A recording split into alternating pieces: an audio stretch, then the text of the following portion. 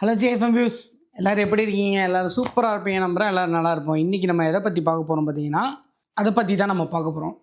ஓணம் இப்போ பரவாயில்ல எல்லா இடத்துலையும் பரவாயில்ல எல்லா இடத்துலையும் கொண்டாட ஆரம்பிச்சிட்டாங்க. இந்த ஓணம் கொண்டாடுறதுக்கு ஒரு கதை இருக்கும் இல்லையா? அந்த கதையை பற்றி தான் இன்றைக்கி நான் உங்களுக்கு சொல்ல போகிறேன். வாங்க வீடியோக்குள்ளே போகலாம்.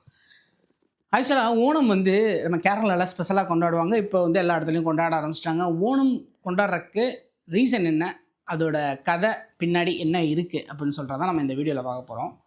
ஓணம் ஏன் கொண்டாடுறோம் பார்த்தீங்கன்னா, கேரளாவில் மகாபலி அப்படின்னு சொல்லிட்டு ஒரு அரசன் இருந்தாராங்க. அந்த மகாபலி அரசன் ரொம்ப நல்லவரான். யார் என்ன கேட்டாலும் கொடுத்துருவாராம். அவங்க நாட்டு மக்களை சூப்பராக பார்த்துக்கிட்டாராம். இதை பார்த்துட்டு இருந்த தேவர்களுக்கெல்லாம் என்ன ஆச்சுன்னா பயம் வந்துருச்சான்.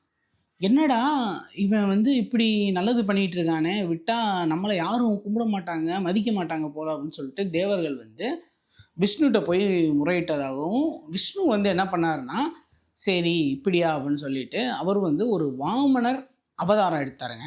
குட்டி பையனா அவதாரம் எடுத்து இந்த மகாபலிகிட்ட போயிட்டு ஒரு யாசகம் கேட்டார், ஒரு உதவி கேட்டார். என்ன பார்த்தீங்கன்னா, எனக்கு ஒரு 3 அடி நிலம் உங்களால் தர முடியுமா அப்படின்னு.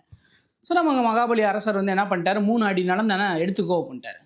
அந்த வரத்தை வாங்கிட்டு அந்த பிராமணராக போன, பிராமணரான்னு தெரியலைங்க, அப்படி போன அந்த குட்டி பையன் இருக்கான்ல, என்ன பண்ணான்னா அப்படியே பெரிய ஆளாயிட்டாராம்.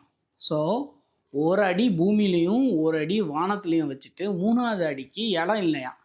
அதுக்கு நம்ம மகாபலி என்ன பண்ணாருன்னா, அவரோட தலையை கொடுத்தாராம். ஸோ அவர் தலை கீழே இந்த ஒரு 3ஆவது காலை வச்சு அந்த 3ஓட கோரிக்கையும் நிறைவேற்றிட்டார். ஸோ இதுக்கு மகாபலிக்கு என்ன வரம் கொடுத்தாருன்னா, விஷ்ணு, நீ இப்படி எனக்கு கொடுத்தனால உனக்கு வருஷம் நீ இந்த பூமிக்கு வரலாம், வந்துட்டு இந்த மாதிரி எல்லாத்தையும் உன்னுடைய மக்கள்லாம் எப்படி இருக்காங்கன்னு பார்த்துட்டு திருப்பி வந்துடலான்ற மாதிரி ஒரு வரம் கொடுத்தாராம். ஸோ இந்த நம்பிக்கையின் அடிப்படையில் தான் கேரளாலேயும் சரி எல்லா இடத்துலையும் சரி ஓணம் கொண்டாடுறாங்க. இந்த மாதிரி மகாபலி வரும்போது அவங்களுக்கு பூக்கள் வச்சு அலங்கரித்து என்ட்ரன்ஸில் வெல்கம் பண்ணுறதாகட்டும், 2வது நல்லா சூப்பராக ஓணம் சத்தியான்னு சொல்லிட்டு வாழை இலையில் நல்ல சாப்பாடு செஞ்சு நிறைய ஸ்வீட்ஸு, பலகாரம், காய்கறிகள் எல்லாமே வச்சு அவரை வெல்கம் பண்ணுறதாகவும் ஒரு தகவல்.